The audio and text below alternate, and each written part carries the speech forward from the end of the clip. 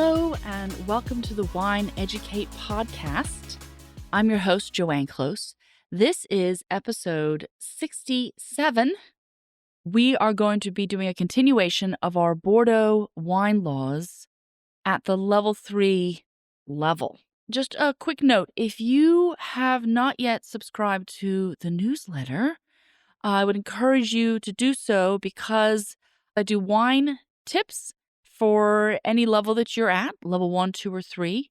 And for my level 3 folks, I am going to be addressing some essay questions that correspond to these Thursday episodes, which will be pretty useful for you. So if you want to sign up for the newsletter, go to wineeducate.com and you'll see it's the green newsletter sign up button at the top. The link is also in the show notes.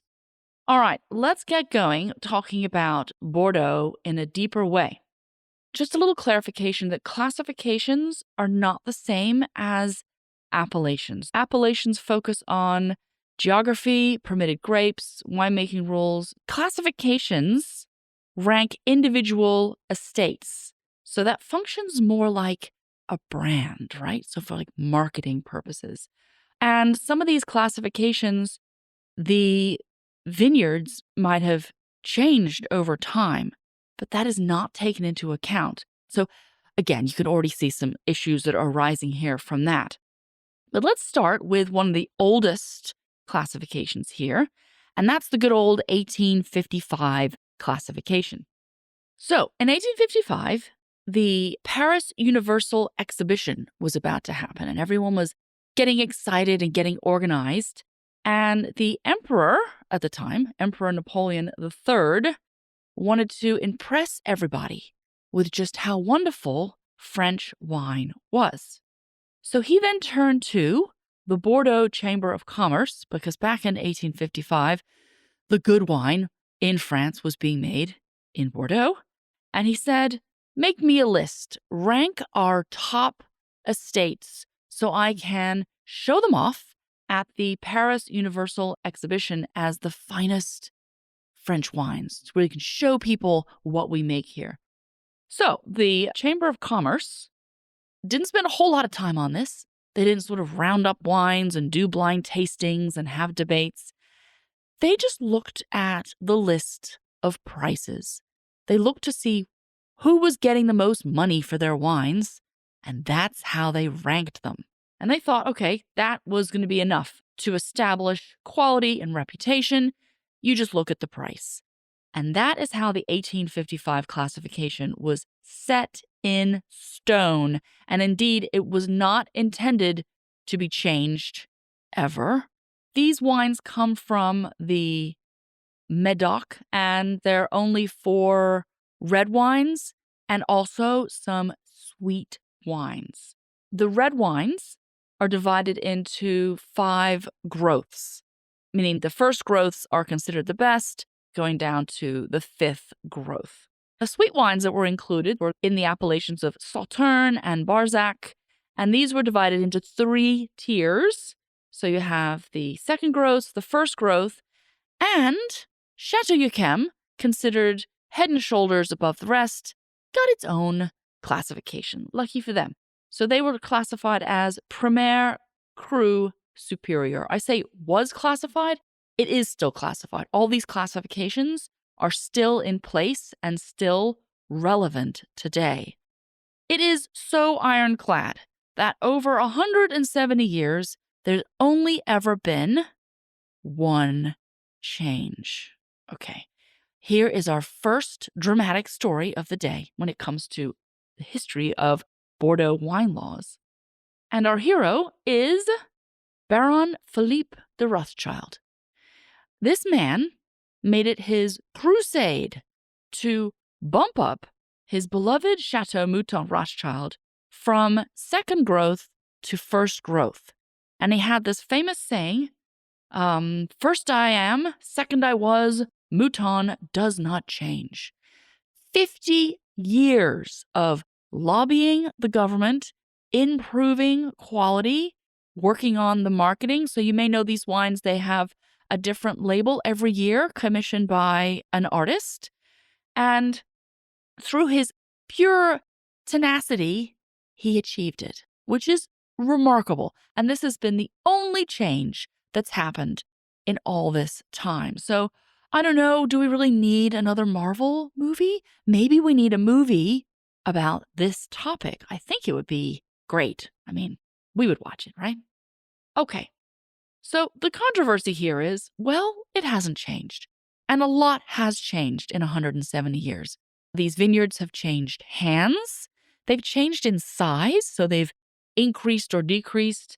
And certainly over time, the quality of some of these producers has changed, right?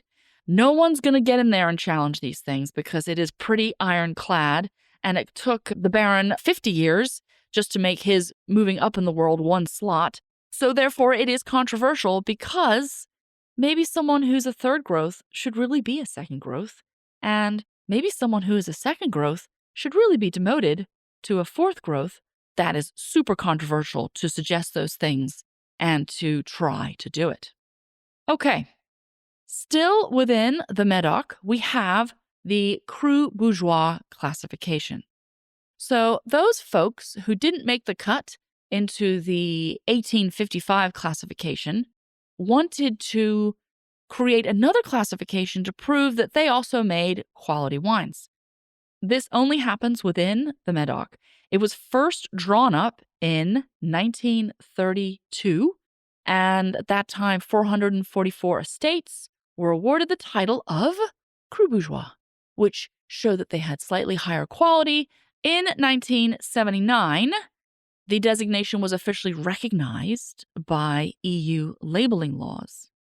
In 2003, they endeavored to do a revision of the classification. Out of 490 estates who applied, 247 were rejected. Ooh, drama. Lots of drama. There was infighting, lawsuits, and eventually there was a court ruling that ended up wiping out the whole classification in 2007. In 2008, they managed to regroup. However, they made the decision that they would now reevaluate these wines to be more democratic, and they would reevaluate them every year. Complete nightmare. Complete nightmare. So much work to do this, and then how do you print your labels with your classification if it changes every year? Such a nightmare. So this didn't work either. And in 2020, the system was restructured once again, and now they revise it every 5 years. Still, you can bet there's people that are still unhappy, and there's rumblings, but at least every 5 years is better than every year, right? What a mess. Well, that's all great for the Medoc, but what about the rest of Bordeaux? Let's focus now on the Grave classification.